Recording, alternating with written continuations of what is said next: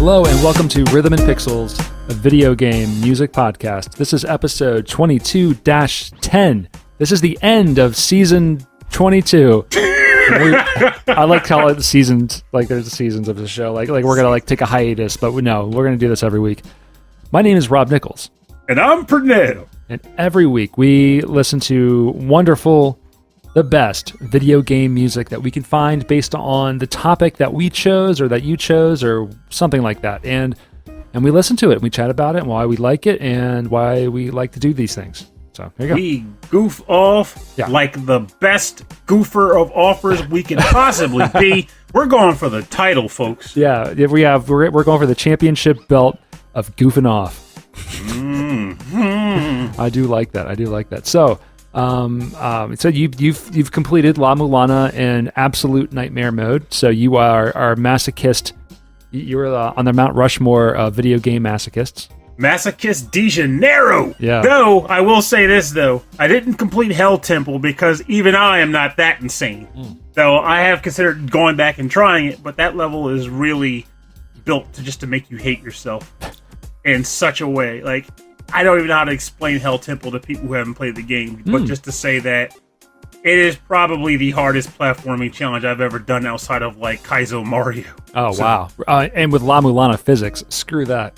Exactly. Yeah, exactly. right. Those physics are horrendous. I started to this a little bit last weekend, and actually a little bit this morning. I got a little bit into Street Fighter V again. I'm starting to get some wins, which always feels good, because when I re-downloaded the game, I stayed in my current league, which is annoying, because if you don't play for like a year, but then you go right back to the same like difficulty level of like opponents, you're like, crap, I don't remember how I got that good again. So that felt good.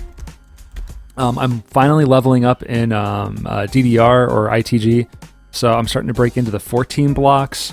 So 14s in DDR world is like a 9. And so this is, I guess this would be 14s, and ITG is like, I don't know, like a 18. By the way, that just made me realize the fact that there's not a platformer game called DDR World is abomination. That is a crime against gaming. Well, there's a whole, because a lot of people are playing at home now, there's a lot of tournament stuff going on. There's a technical tournament online. There's a stamina tournament online. And right now there's a new tournament being it's got started called Rise and Grind, where you they pick 3 songs a day, and every morning you get up and just try to do your best on them. Do you have to shred cheese or grind them? No, you peppercorns as you wait. You do those 3 songs and you just play them over and over and over and over and over again until you get your best scores. Interesting. Yeah, I can appreciate that. Everything stays under a 13 though, because up to 14 I'm barely passing, and my legs hurt. And it's real hard. So, but I'm doing a lot of that because I'm stopping running just to get better at this damn game. So, and there you go. You're quitting one exercise to improve at another. Yeah, I might get back just because I miss being outdoors, but because I'm playing in my basement, I may have the window open, but it's not the same. Not the same. Not the same at all. All right, so let's talk about this week's topic. I forget. Hopefully we remembered and got the same topic. Okay, we are talking about Latin music. Is that right? Yeah. Okay, good. All right, so So we are going from like kind of the very general definition, which is like a catch-all kind of term for Spanish, Portuguese speaking areas from all around the world. So, and for the record, just a disclaimer for the start of the show. Yeah. We just chose tracks that we think hit the notes. If you do technically feel as though we didn't pretty much nail it down on one or all of our tracks, hey, that's totally gravy. Right. But by all means, feel free to let us know, but we're not going for the scholarly role here on like this is Latin. No, now that's what I call Latin music. But no, 99. So anything that's like from Spain, from Brazil, like those kinds of like, I'm thinking like guitars and castanets and that kind of vibe. So it's gonna get kind of romantic in here. I think we're gonna get a lot of really good stuff. I don't know if I'm going that far. Mine's gonna be more like, hey, who wants to dance and drink Cheeto mix? Yeah, there's a lot of like really good party music. There's a lot of. Okay, anyway, I'm gonna start with a really obvious pick, and that's gonna be Vega's theme from. You're right, of course. But I'm going to pick this is from Super Street Fighter 4. This is composed by Yoko Shimomura, and it is arranged by Hideyuki Fukusawa.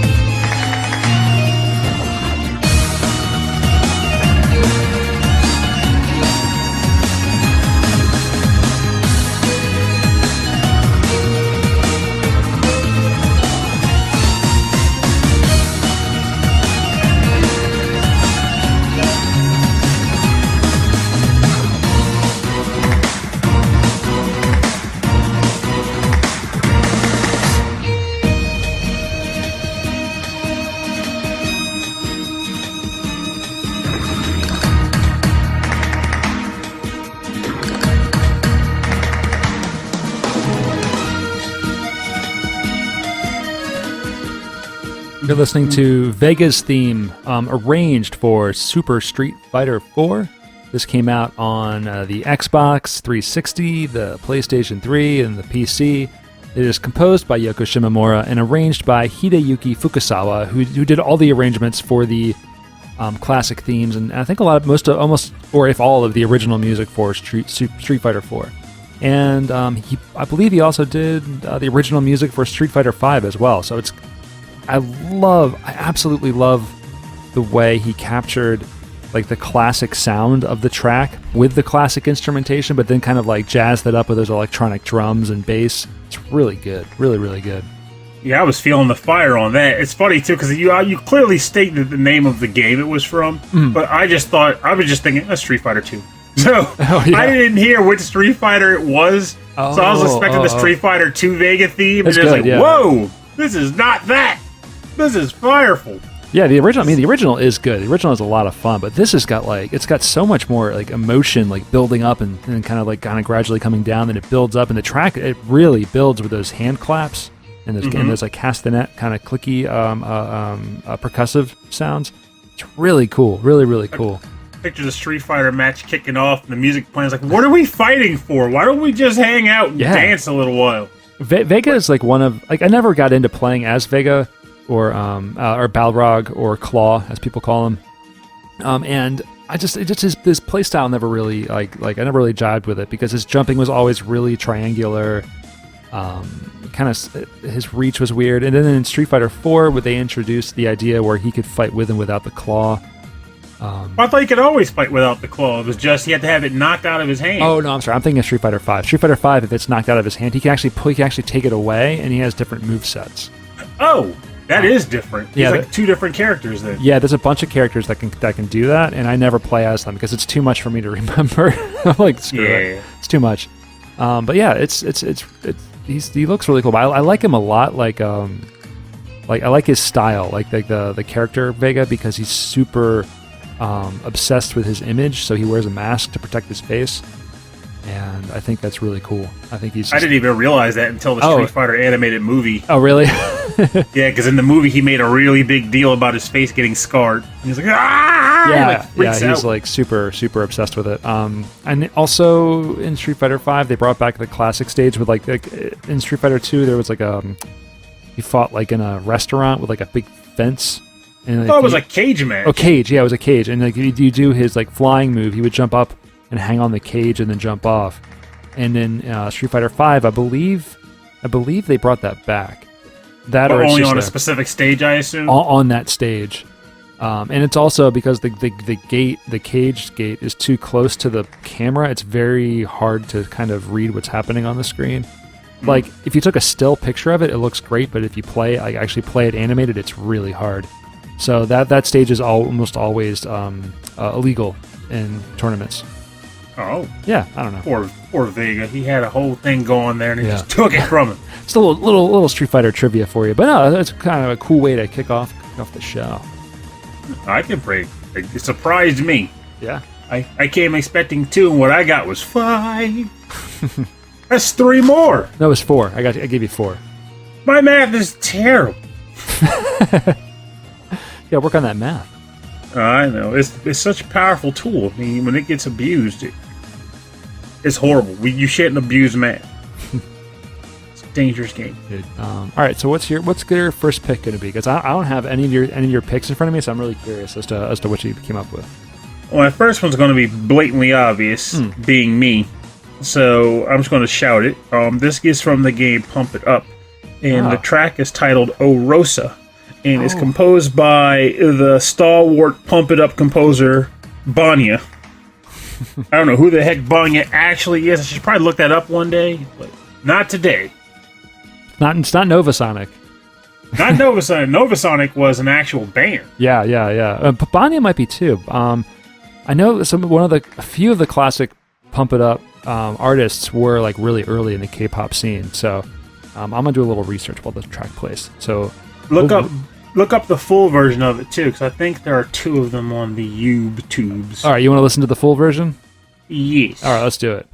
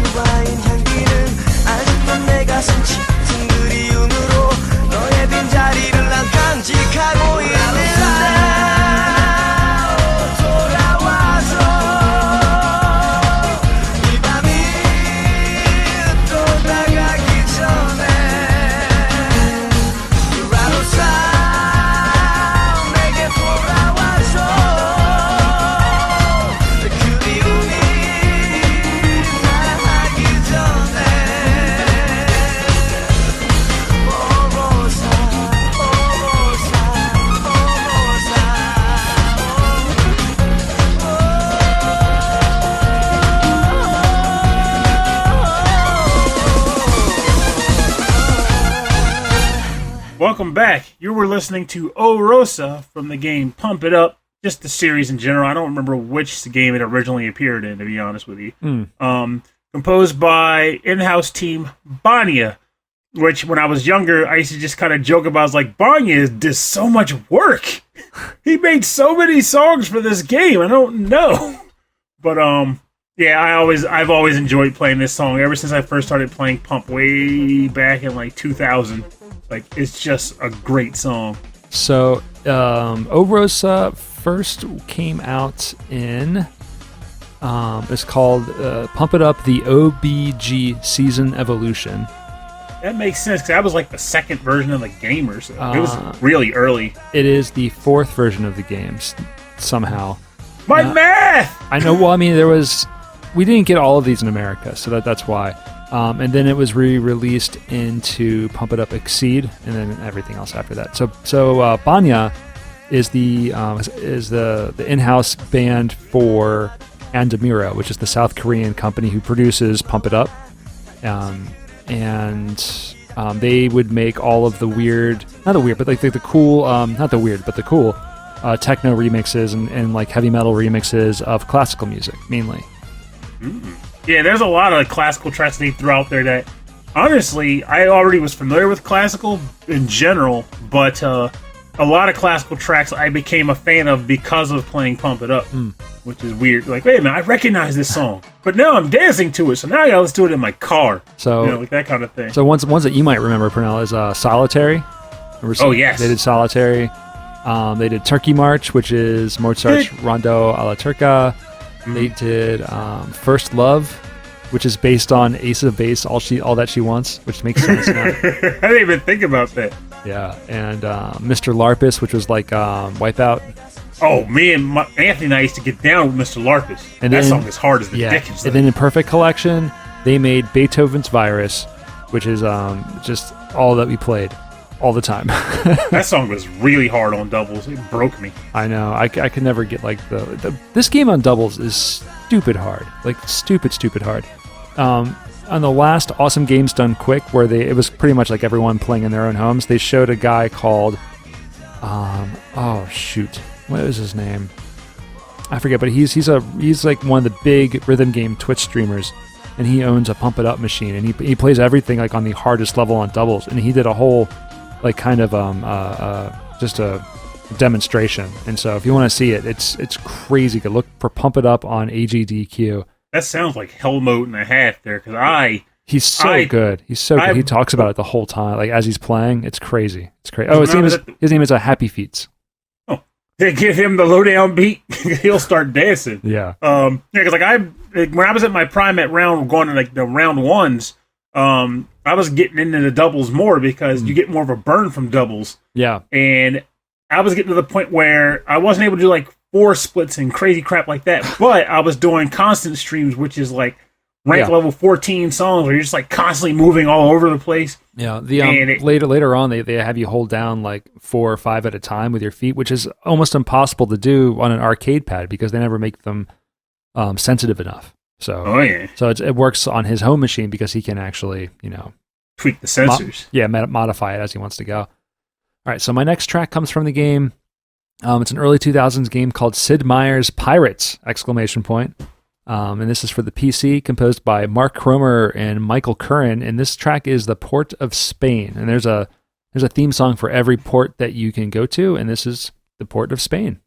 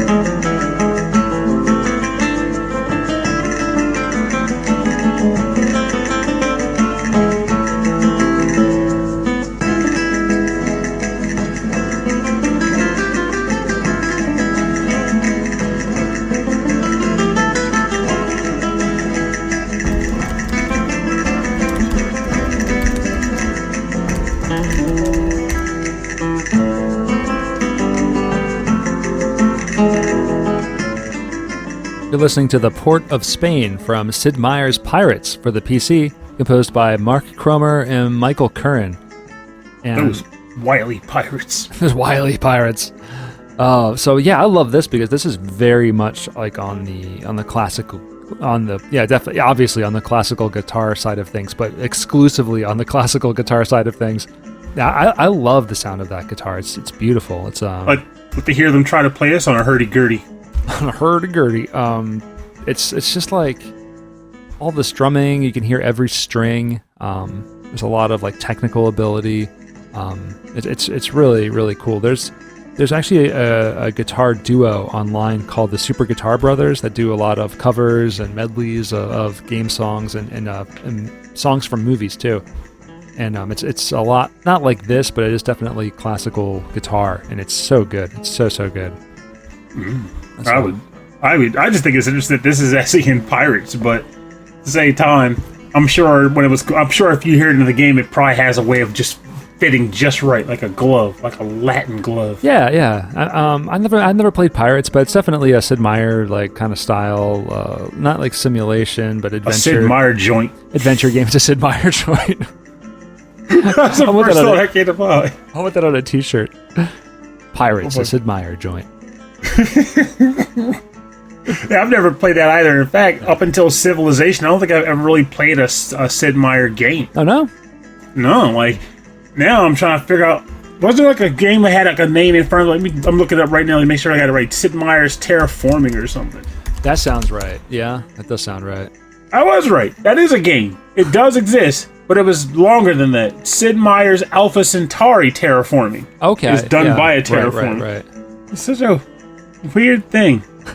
Railroad Tycoon, that was a fun one. Never that played one. it. Sid Meier. He's in the thick of it, too. Like, yeah, all the Civ games, all the Civilization games. We used to play Civilization 1 all the time in junior high. When did that come out? That was in 1991. Oh, wow. I actually did buy the 6th game to support my friend's studio, but just never got around to just sitting down and saying, time to figure this game out. I bought it for the Switch on a buy two get one sale because that's how Purnell rolls. There you go. I bought it to support my friend, so I got it deeply on sale. Nah, it still supports them. The store's trying to move the product. Yeah, I know. I'm just joking. I'm just joshing you, Purnell. No, you weren't. Yes, you were guilty, man. Bye. I did it. I got confused with the guy who made the Sims. That's Will Wright. Meyer Sid. That's Oscar Meyer. Oscar Meyer. No, that's Will Wright. So Will Wright actually has an online class on that online service called Masterclass. Have you ever heard of that? Mm-mm. That sounds like a TV show subtitle. It's like online learning, except that you have like Gordon Ramsay doing cooking, and you got like all these like Natalie Portman teaches acting, like that kind of stuff. But they actually have one for game design with I almost said Sid Meier again. No, Will Wright, which is really cool. So Will Meyer. Yeah, I'm thinking about trying that pretty soon just to get some ideas. Sid Wright. You know that if you mash those two together, the Sims. You get the mayor from SimCity. you can be the mayor from SimCity trying to keep your civilization together. That's right. That's right. I'd play it. I'd ship it. Or would I? Yeah, I'd ship it. You'd ship those too? Oh, yeah. I actually need to play more games like that, to be honest with you. They are more... Yeah, I've never seen you play like a sim like style game. Yeah, it's just funny because like you would think they'd be up my alley. Yeah. I just don't start them because I still find myself wanting more action or... In some cases, like with the old SimCity games, I would always get overwhelmed when it was time to start building highways. Like, I would have this cool bird, yeah, and then I would always end up with, like, traffic congestion. That was, like, always one of my biggest issues that I would get. And I never could figure out how to fix it. Like, I didn't know... I would always think, traffic congestion, well, clearly the solution is to build more roads. No, what we need is a game where, like, you don't make the traffic in the town. What you do is you live in the town, and you give people directions. Oh, I'm the guy who has to keep people from getting lost? Yeah, because that is you in real life, so that's perfect. For the record, that's worth mentioning, by the way. We were playing Jackbox last night. Yeah. And it was Dependable was the trailer. A mini game called Road Miles where the game kind of tries to pigeonhole you into, like, role traits. Mm-hmm. And there was a competition between, I think it was you and me, actually. Yeah, who was for dependable? But the question that got asked to determine who was more dependable was something akin to, like, who would you trust to, like, guide you from point A to point B or something like that. Yeah, but like in a sewer. Yeah, it was in a sewer, yeah. Guys, you through a sewer. Yeah. And I'm like, well, clearly the answer is obvious here. And people were like, Rob, what are you talking about? Yeah, I would be guiding Rob through the sewer. That's what I said. I was like, Purnell's got a way better sense of direction. Like, given like the years of our friendship, how often I've gotten lost and you saved my butt. But Daryl said, like, no, if you're in the sewer, you would knock your head all the time on the ceiling. Then he mentioned that I would fight a bunch of monsters, and I'm like, well, first of all, which sewer has monsters? And two, if it were me, I'd be fighting the monsters because I want all the EXP for myself. I'd leave you with a set of directions to get out on your own. So even still, you'd be like, Purnell, what are you doing? Although the next set of questions was about Ninja Turtles, except that we all called you Michelangelo, and like that was like end of story. You're Michelangelo. Hey, of all the turtles and all the people that were in the group, I think Michelangelo was the fit. Like, I love Donatello, but there was a smarter person in the group. I like Leonardo. Yeah, I think I was Leo in the end. Yeah, I think you fit more of a Leonardo. Mm-hmm. Mike was April O'Neil. Our friend Mike was definitely April O'Neil. And then Daryl was Rafael. He's like, why would I be Rafael? Like, well, you're clearly the smart ass of the group. He was so angry. He was so loud when he yelled that out. I was laughing so hard. So hard. The thing about it is, like, the Ninja Turtles, trait-wise, are very specific. Like, they wrote them to be obvious what their traits are. So, if someone says you're X-Turtle, you know what. Like, you know what it represents. There's no one saying, why am I Donatello? Because clearly you're good on tight ropes. Like, no one would say that. No one would say that. It's because he's the smart one. See, I'm Leonardo, but in the second live-action movie, because I have cool swords, but I would never use them. That was one thing I found pretty funny about the cartoon. They had to make all the foot soldiers robots to justify all the attacks and violence they did. And then in the movies, they had weapons against the humans. But like you said, the bladed weapons never got used. Yeah, they weren't allowed to. The studio said you couldn't use weapons to keep a certain rating and to have kids because they didn't want to encourage kids to they didn't want to promote violence with the kids. So, which makes sense, right? You know, they're gonna have a movie. You got Vanilla Ice, you got Ninja Turtles. You can't it makes sense, but it doesn't. I almost feel like they should have just gave Leonardo Boken and like, okay, well, Leo, where are your swords at? Oh, they're getting polished. They're getting polished. Like, just give him a dumb reason to not have his swords. Better than just having swords that you don't use. Because if I'm fighting a horde of, like, angry people on the street, and I've got 2 katanas on my back, they're coming off. No, man, you pawned them for some weird, disgusting-looking pizza. No, turtle shell polish. Turtle shell polish. Oh, the turtle wax. Had to look good for April. Were they into April? Was that a thing? I seriously feel like there was a point where it was described that they had rivalries for, in the sense of like who's the most impressive turtle, like basically like teenagers would do, you know? Yeah. She's the only woman in their entire life, in their entire lives. So it's like clearly they're going to get competitive. Like, okay, she likes me more. No, she likes me more. You know. So they've had that exchange on the cartoon and I think in one of the movies. But yeah, but it's always like in a teenager goofball sense, nothing crazy, thankfully, because again, kids movie. Again, kids movie, and also family podcast. So that's right. Okay, what's your next track? So my next track comes from. All right, this actually is a surprising choice, but I was thinking about it today. I was like, this would be a perfect fit for this episode, whether because of the sound or because of the origin of the game. So okay, the game is titled 99 Vidas, and the track title is Beach Games. It is composed by Rafael Langoni Smith.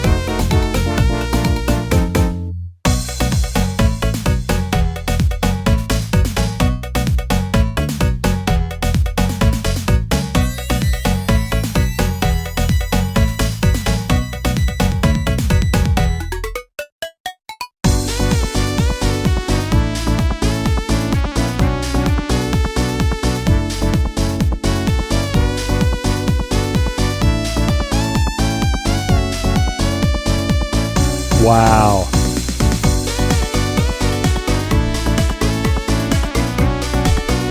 Wow, this is amazing.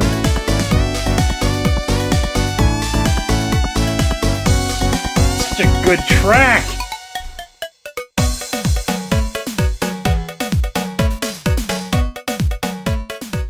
Welcome back. You were listening to Beach Games from the game 99 Vidas, composed by Rafael Langoni Smith. So this track, I don't know. I personally feel like it has Latin flavor to it. I think it does. Yeah, it's definitely like a dancing, more of a dance hall like Latin flair. Yes. Yeah. And it has a little bit of a double bonus score to it. So the composer and the group that it's actually based off of are also all Brazilian. Yes, the 99 Vidas is Portuguese for 99 lives. Yeah. Nice. See, I didn't even know. I had no idea. I was like, Vidas is a word. I like it. I'll listen to it. So it's pretty cool that I was like, wait a minute, this is the perfect time to reference this good game. Especially now, with Streets of Rage 4, blowing up and everybody's jumping on like, oh, I've been waiting so long for a good beat 'em up. Well, this is one of those games that cropped up during the beat 'em up drought, so to speak, that is actually fairly good and is worth your attention. So, like, I've almost made it a mission to be like, okay, now that you've had your fill of Streets of Rage 4, don't vanish as if beat 'em ups have not been happening for the last 15 years or whatever. I know, right? Like there's a lot of other ones out there that are good. This is one of them. You should check it out. And if you do check it out, you get to hear fantastic music like this one. I don't think their gaming podcast is translated into English, but if it is and you find it, give that a listen too, perhaps. Yeah, I am into this track. The last little section, the melody section, is incredible. So what the beep beep beep beep. No. The little like keyboard solo where it's like wow. It's we just listened to it. It's incredible. I love the way this sounds. It has like a kind of they use like some like old school sounds, but definitely with some modern like engineering skills. It's really cool. Is the game like all in like kind of an old school style? Yeah, it's a fairly traditional style of beat 'em up. The characters can punch, they can jump, kick, and each one of them has a small boutique of special attacks they can pull off to get out of tough positions or tough jams. Like it does nothing new for the beat 'em up genre, but that's okay because I feel like, and again, I think Streets of Rage 4 was a prime display of it. Is that people who really like beat 'em ups don't generally approach them for new content. They approach them for beloved, familiar concepts with a new coat of paint. And that's what this game provides, I would say. It's like a cross between, it's like 16-bit, I would call it. I'm sure someone might go, oh, tactically for an it's not. But I get the visual feeling of it being like a nice cross between like a 16-bit River City Ransom. So. You call it a fake bit. Oh, yeah. I like that. Fake bit. Yeah, people, chiptune purists would say that the music I make is fake bit because I'm not doing it on a Game Boy, that kind of thing. Which is, some would say that that's, kind of a diss against my music. I don't think so. No, it's a style descriptive. Yeah, it's meant to replicate the style of music, but it's not being done on the hardware. Yeah, like the soul is there. The intention is clear. Exactly. For this, it's like a weird, like kind of mashup, and I like the way it sounds, especially like the percussive element. It's very beepy without sounding like Nintendo beepy. It's cool. All right, so my last track is going to come from the game Suikoden 4 for the PlayStation 2. This track is called La Mer, and I don't have the specific composer for this tune, but I have Masahiko Kimura, Michiru Yamane, and Norikazu Miura. This is the horse of La Mer from Suikoden 4.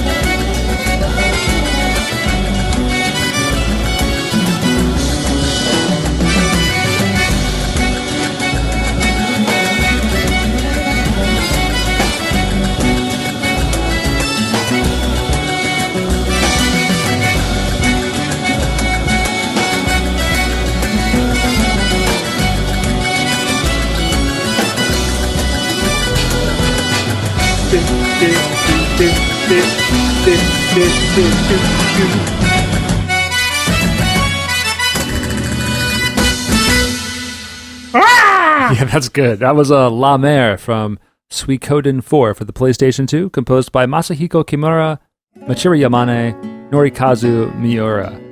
Yes, that's for me. That's the track to beat. That's so amazing. Yeah, honestly, it had me moving and grooving. So I don't think I'm beating it. Wow. I'm just to the point that I'm okay with that too, because that was a jam. It's good, and then like it starts coming up like a notch, and then there's vocals and there's kind of like choral elements start coming in. It's such like a Brazilian laid back tune with a little bit of a bump to it. I mean, this is a sexy tune. This is a sexy tune. Yeah. I was doing the thing where you kind of bring your arms in close, but your hands are out, and you kind of like shake them like maracas, like you like lean forward and lean back. Oh yeah. That was in it. Oh yeah. I don't know. I've never played the Suikoden series. I don't know the characters in Suikoden 4. And I never played my version of 4 either, so I couldn't even provide context. I played 1, 2, and 3. I have 4, 5, and Tactics on my shelf right now. Again, never booted them up. I swear, if this happens, I'll be flabbergasted. But I have seriously been considering not buying the next gen lineup of game consoles, at least not at launch. Yeah, because my backlog is ripped. I'm with you. I feel like the rate I play games, there's so much to get into still that I'm just not going to jump on things right away. Yeah, almost not that I ever had, but I'm really not going to.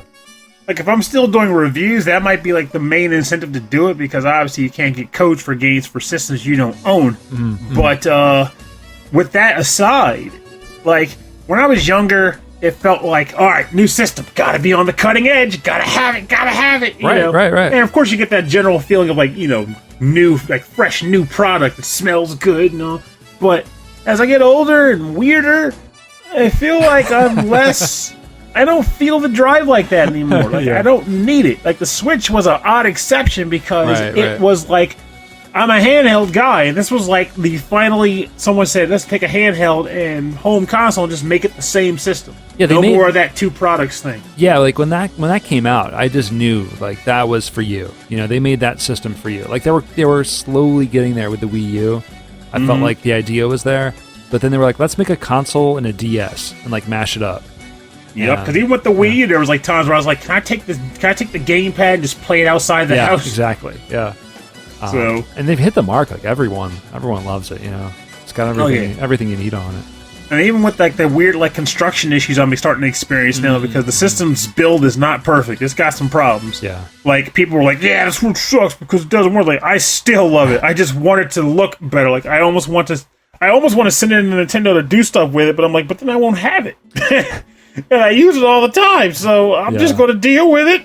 Oh man, when I was younger, much younger, my Game Boy broke. My original Game Boy, the screen broke, and so I actually sent it back to Nintendo, and they repaired it and sent it back to me.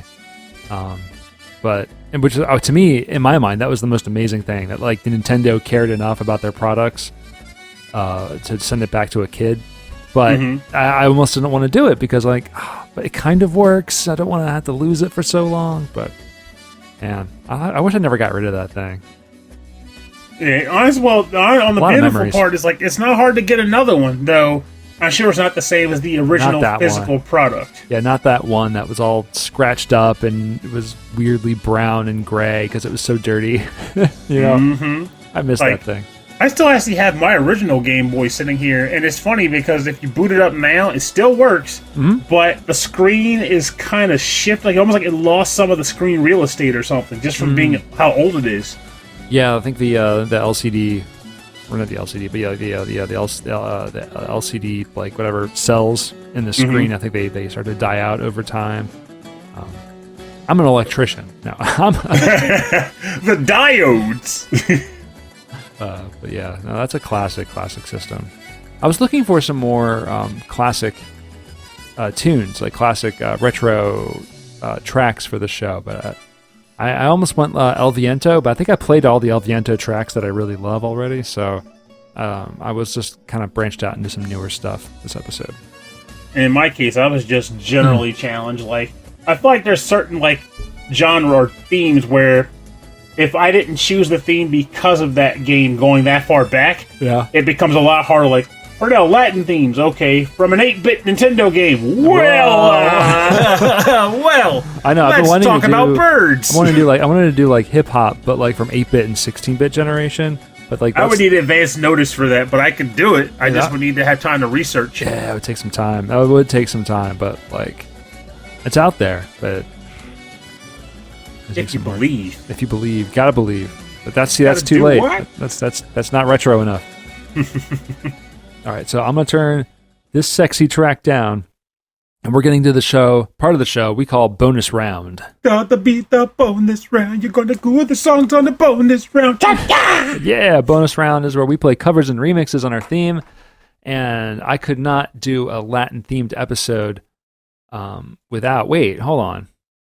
Leave our themes. Did I miss your pick? For the bonus round? No, and for the last track, too. I skipped your last track, Pernell. You did, but I was like, let it go. See how long till he notices. Really? Or did you just not, like, did you just think? No, I was letting it ride. I was see how let's watch this train roll. You're like, we can't, no one's beating this track, let's just stop. Womp, womp. All right, what you got? Are you not proud? Are you not proud of this? No, I'm happy with my track. Okay. I just, like I said, I thought it was hilarious. Like, how long until he noticed? I went back to my track list, and I'm like, this is really short. Something's missing. Something's missing, all right. Pernell's last pick. Yeah, what's your last pick? That pick had to come from this game because the entire premise of why we're doing Latin music was started by the live episode chat where Mike Myers had submitted a track from Samba de Amigo, which got us all talking, which then went down the rabbit hole to inevitably doing an episode on Latin music. So I picked a track from said game, Samba de Amigo. The track title is Mambo de Verano, and it's composed by Masaru Setsumaru. Olé.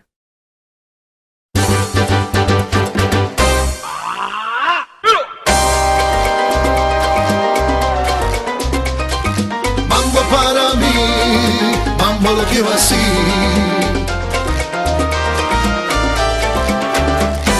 Yo trabajo aquí, yo no soy feliz, porque fuera hace calor y yo trabajo. Así yo pudiera un poco descansar en esta oficina, ahora yo no puedo estar. Óyeme, porque no puedo estar así, es una locura, quiero ir a la playa pronto, bajo ese sol que me quema. Porque no puedo estar así, es una locura, quiero ir a la playa, es verano, vamos, toca un mambo por favor, ritmo de mambo, mambo de verano, bailaré contigo toda la noche, bailaré, ritmo de mambo, mambo de verano, me gusta el verano, pero yo tengo que trabajar.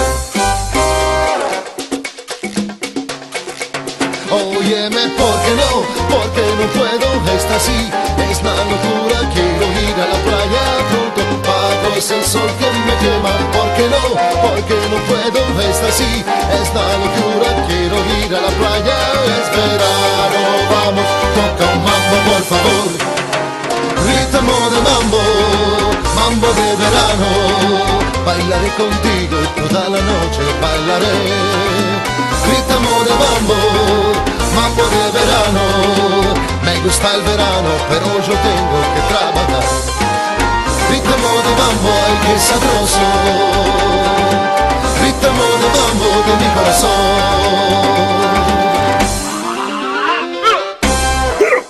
Well, Yeah. I got my hit up in there, so I'm good for that. Yo, Welcome back. love it. You were listening to Mambo de Verano, Samba de Amigo. It's composed by Masaru, Setsumaru. I'm just making up words. Oh man, that's fun. This whole game was so fun. Yeah, it was really fun for people who could actually play it. Oh right. Because we're normal height. The sensors actually work. Now, did you play the Wii version? Because it sounds like this would be perfect on the Wii, right? I actually never got around to playing the Wii version of it because the thing about it is a lot of what made Samba de Amigo cool to me was the actual maracas. Yeah. And having the actual maracas like, shimmying when you were playing them. But when it's just Wii emotes, don't get me wrong, it's a functional game, but it's not maracas. And I think I don't remember, someone might correct me on this, but there may have been like maraca Wiimote attachments, but I don't remember those. Probably not. I do remember that on the Dreamcast version, because this came out in the arcade first, but I mean, obviously, I don't think we ever really saw it. But it came out on the Dreamcast, and it came with maraca controllers that could detect the height of where they were, as long as like the horizontal axis as well, so that it could detect where you held them. And where was I going with this? Oh, right. The maracas always broke because so many of the poses that you'd have to like strike, which was the best part of the game, was it would like every time like a section of the song would like kind of like hit and like a horn section would go, you'd have to like pose and pose. But anytime you would pose with your hands together, you'd get into the song and you'd smash the maracas together, and they almost always broke. It's like shattered, like beaten all over the living room. Yeah. But yeah, it's really, really cool. I've been reading about this. I didn't know that they added additional modes in the Dreamcast that weren't in the arcade. Like the hustle mode. Yeah, hustle mode was added where like during the pose you'd have to it was like twice as many poses during the song, so it encouraged you to sort of just keep shaking and like dance around. That was a cool idea. So yeah. See, I would like to see this come back. Now we have VR technology and we have the means to pretty much I mean, it's not hard. It would not be hard. Well, they gotta take it back. You still suck at putting rhythm games on modern television sets, so it's hard to say, but if they can get past that, I would play it on a revived Samba de Amigo. You're talking about like a really like a much more like a much more light-hearted party version of Beat Saber, except instead of lightsabers, you have light maracas. Yeah, light maracas. Yeah. Good maracas and evil maracas. Yeah, laser maracas. That's right. Powered by the Force. Yeah, what's flying at you at that point? I don't know. The dancing monkey. Salsa flavor? Yeah. Something like that. Sick Latin beats. Avocados. Oh, I would rhythmic dance to that. I get down to some avocado music. Yes. Had some avocado tonight. Spread it on the toast. Samba de Burimo. Avocado toast. Have you had avocado toast? Is that a thing that you've done? I have not. I actually don't. I'm not big on avocado, because if I'm not mistaken, really? that's guacamole, right? Guacamole's avocado goo and some gunk. Start in a bowl. Imagine mixing avocado and salsa, and they had a baby. And I think you actually like, hey, Pernell, here's some guacamole before, because you guys made it at your house. Yeah, I make it a lot. Yeah. But the thing about it was like, I don't think it tastes bad by a long shot, but there's something about when I eat it, I'm like, I don't see what all the fuss is. Like avocado just tastes like at least a less flavorful butter. I like that. Let Christy make you some, because it's that with egg with a lot of spices. I think you'd be into it. Let's give that a shot then. like a brunch style version. This is a guacamole resurrection hour here. We gotta make this stuff sing. Maybe not so much guac, but I mean I like guacamole because anything I can do to eat more tortilla chips, I'm into. I hear that. It's super queso, spicy. that's queso though. But you're not a cheese guy. No, I'm not. Like that's where we're different, and that's where our differences start. I'm a cheesy guy. You're not cheesy. You're all business. Yeah, and suddenly we start. It's the divide that tears us apart and creates the fight, the big Avengers fight. Cheese, avocado. I'm getting angry.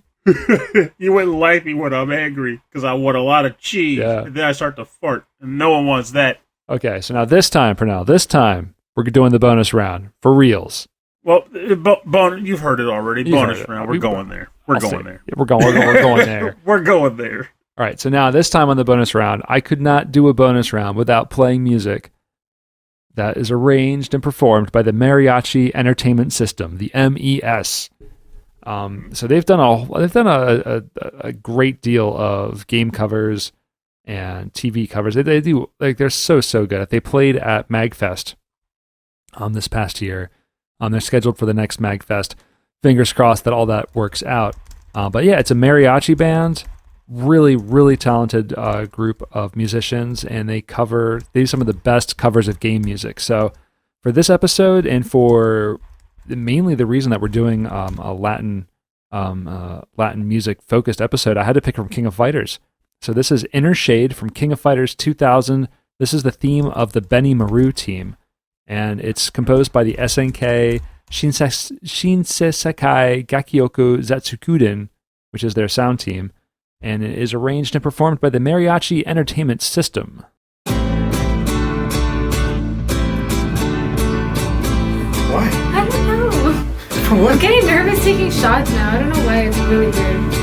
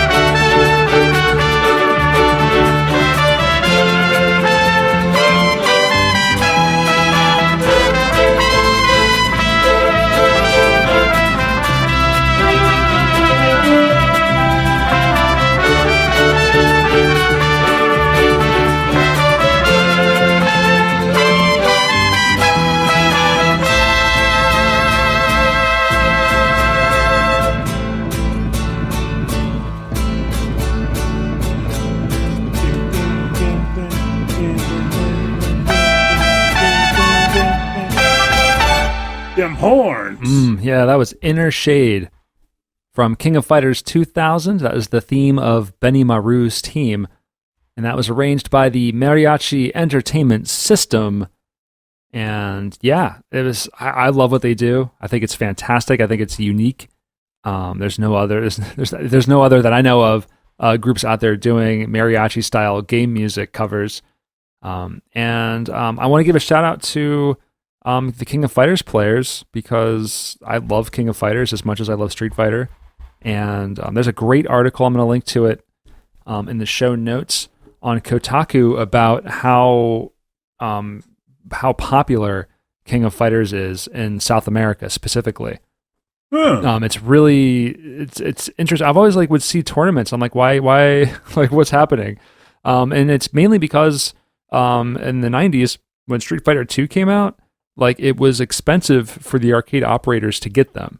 And the people didn't really have home systems, not that much, because they weren't really being shipped to South America from Nintendo or from Sega.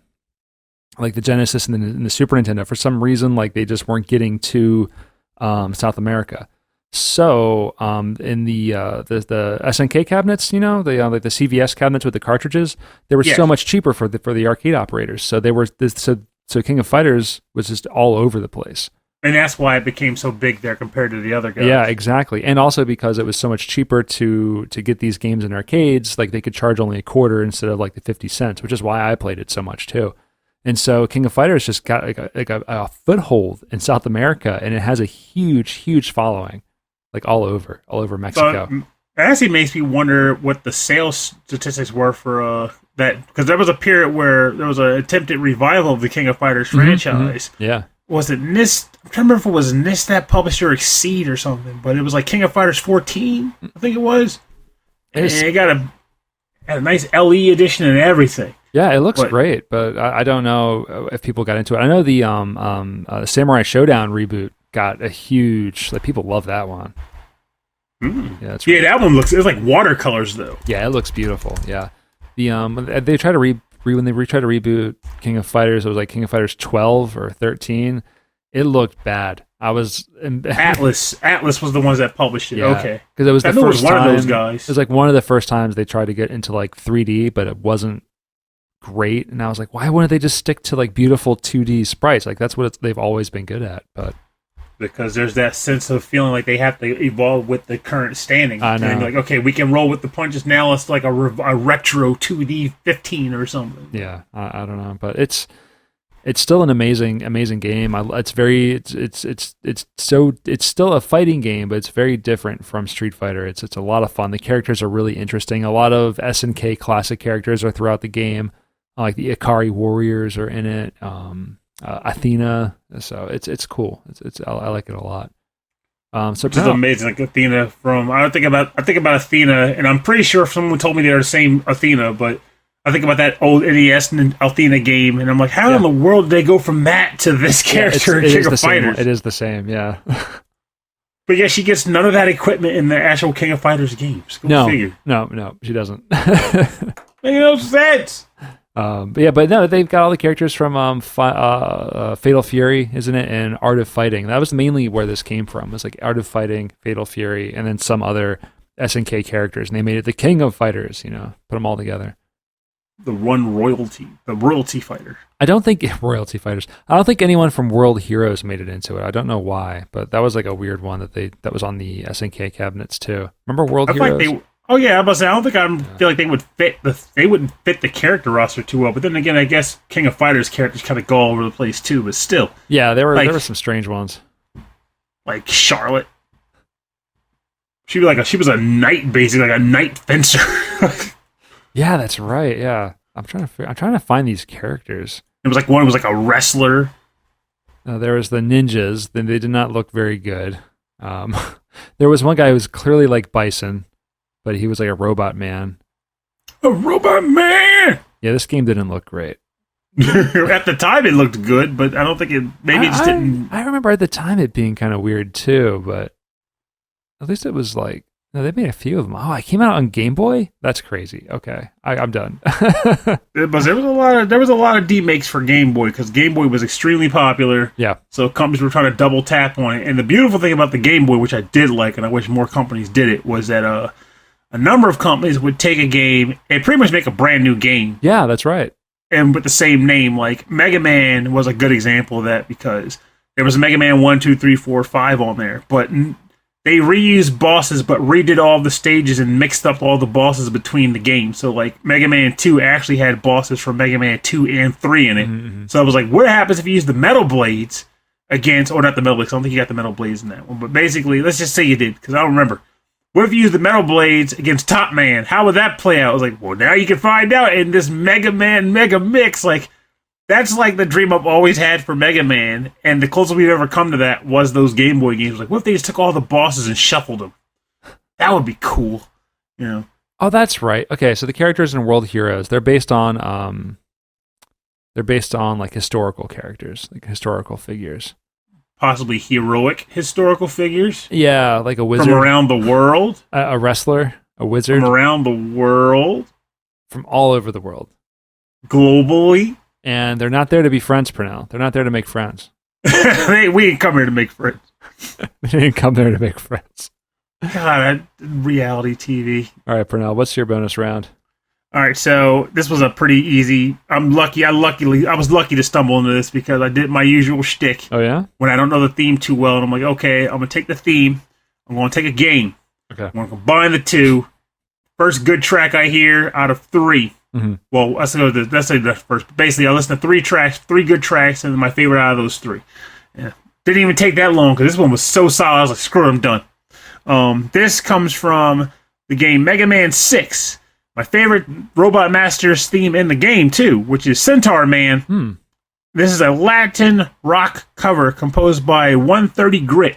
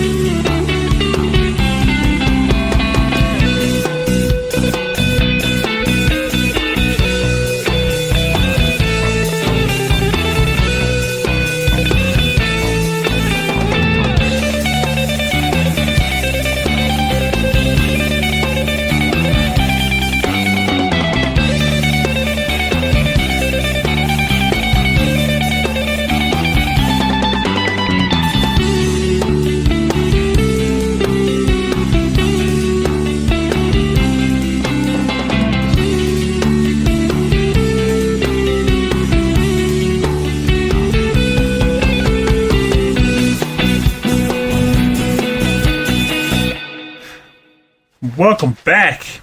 I am sad that track ended, but it had to stop sometime, and that time is now. What track was that? The Latin rock cover of the Centaur Man theme from the game Mega Man 6, composed by 130 Grit. That still cracks me up. Every time you say Centaur Man, I'm still laughing. It makes the funny thing, too, if I'm not mistaken, I should look it up. I think Centaur Man was one of the Nintendo contests, fan-created Oh, you robot think so? masters. I thought that was Skull Man. No, Nightman was one of them, and I think Centaur Man was the other. Oh my god, it's so because you can't say Centaur Horse, you know. But it's a Centaur Man. That's so good. That was a great cover. I'm gonna look up more from this artist. This is good. He's a beast. Yeah, man. Well, for more information, Yep. I'm sorry, I was gonna cut you off. Why would you do that to me? I'm just cutting you off for now.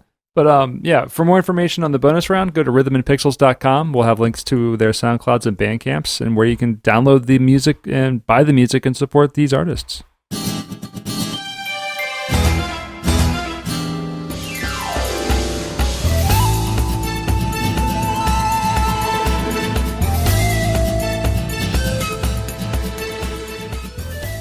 Thanks for joining us on episode 22-10 of Rhythm and Pixels.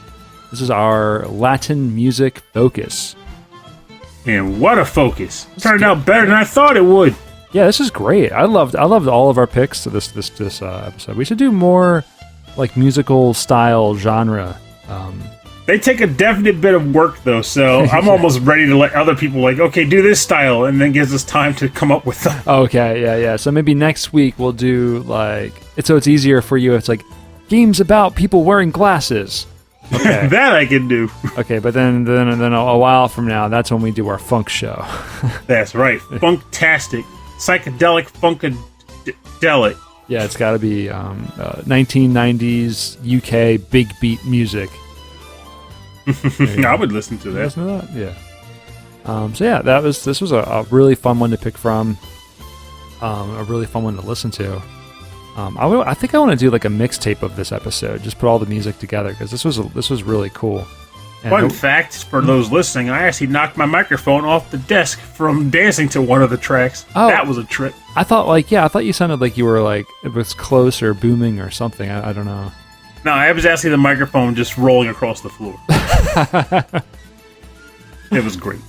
Good work for now. Just thankful it still functions. It is still working, folks. That's good. It's sounding better every week. This remote podcasting is getting better and better. I know a lot of other podcasts out there already do things remotely, but this is like really new to us. That's for sure. Because usually you're sitting right next to me in the hot seat. That's right. There's like quiz time. Oh crap! You can actually see me sweat. Yeah, I actually have like sound paneling all around that corner of the office so that there's no reflections on your voice. You know, it's like this is where you sit. It's my zone. It's so empty over there. It's just got a chair for the cat to sit on. Yeah, it still smells like you, but hey, still got crumbs on the floor. Okay, that I'm proud of. Yeah, you should be. all my Lunchables. No, your Lunchables. All of your hers potato chip bags. Sweet Lunchables. I'm stacking them up and putting a big smiley face. I'm talking to a. Hi, Pernell. Yeah. You're real quiet over there, huh? That's okay. What are you still doing in my house? Don't you give me that look. Well, if for our listeners, if you'd like to get in contact with us, if you have any track suggestions or topic suggestions, please send us an email. rhythmandpixels@hotmail.com. And for more information about our show, including a full track listing from all of our episodes and access to all of our episodes, please go to the website. rhythmandpixels.com. You definitely go there if you want to see or listen to some of our earlier stuff, because the feed only carries 150 episodes, and we've got like 210 or 20, something like that out there. So, how long did you guys think we would make it? Yeah, right. Neither of us thought we'd be in the 200s. I think we're hitting our 5-year pretty soon, and that'll be or at the end awesome. of the year. Yeah, that'd be pretty great. So check that out. Go to youtube.com/rhythmandpixels. There you get you can check out We have, the audio from all of our episodes are getting uploaded there as well, if that's where you listen to your podcasting. And we also have a 24/7 live stream, like video, music, radio stream of 8-bit and 16-bit classics. My brain is like going all over. If you want to support the show, go to patreon.com/rhythmandpixels. And there you will get access to prequel episodes every week. So the day before an episode comes out, it's usually me and Pernell and our guest hanging out, chatting, talking about stuff. Usually shooting the breeze. Yeah, video game related, not video game related. We talk about, our lives a little bit more there, and that's cool. And you also get access to a live streamed episode every month, where we record our show in front of a live streamed audience. That's crazy, right?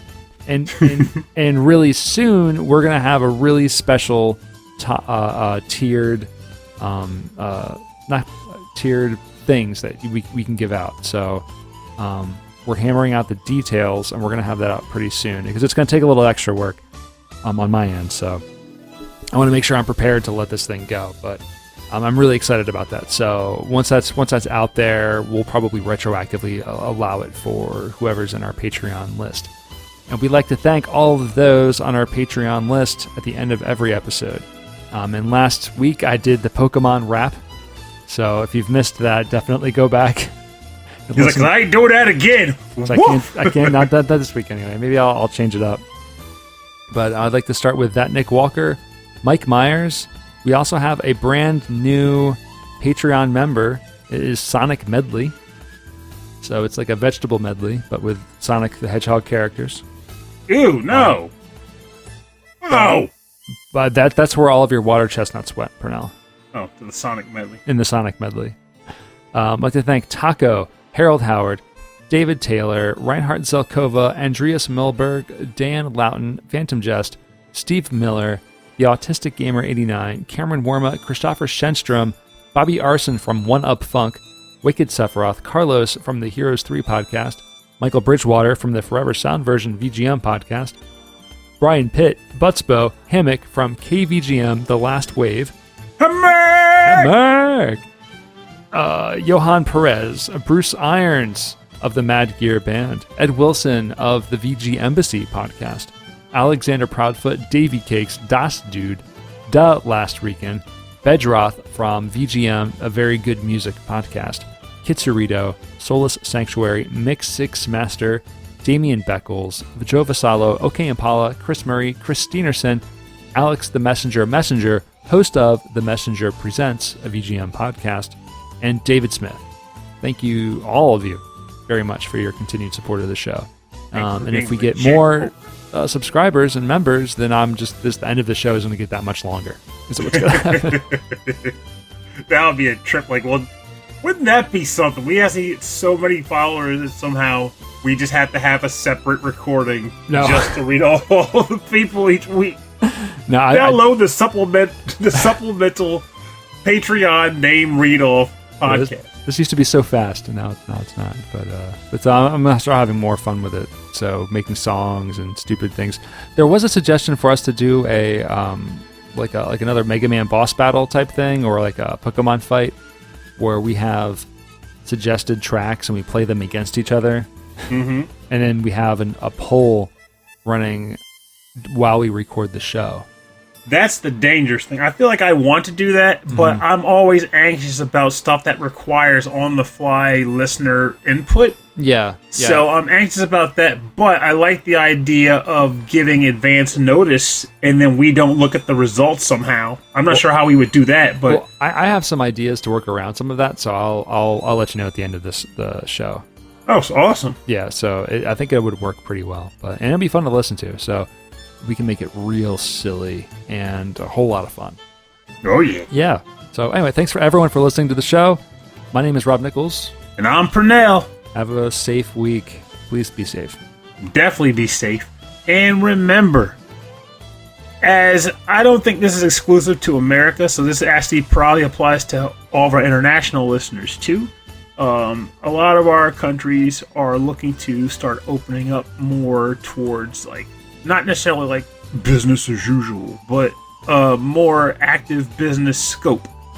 And in the process of that, we need to remember that there are a number of people, most likely seniors amongst us, that will likely have a tougher time of that return to order than a number of us would. So it may seem a little bit like extra work or effort, but if you can, find it in your hearts and times to look out towards some of the seniors, in your community. If you know some older people, elderly folks in your apartment or on your block that could possibly use a little bit of extra support in this time, maybe, I don't know, make some grocery runs for them or just the occasional errand so they don't have to be out there in the crowds doing it. Just make that effort, because even if it's thankless in some weird way, it's just something that's worth doing. You're providing a service to people who clearly need it. It's just worth it. So give it a shot. You got nothing to really lose on helping someone else in need.